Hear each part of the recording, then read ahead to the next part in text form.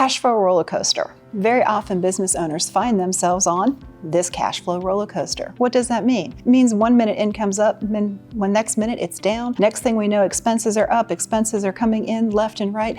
That's the cash flow roller coaster. And if you're in business, you're going to be on the cash flow roller coaster. But here's the good news. When you're on that cash flow roller coaster, if you have a good system in place, you can actually get off of that cash flow roller coaster. What do I mean? Well, it's this simple. When you start taking a simple, proactive, profit-focused approach, you can start to even out those hills and valleys that are part of that cash flow roller coaster ride. So how do we do that? We very simply, we start taking, for every dollar coming in, we start allocating a certain percentage, a certain dollar amount to a separate account that is going to be there to help even out all of those peaks and valleys into just rolling hills. Let's at least enjoy the roller coaster ride while we're on it.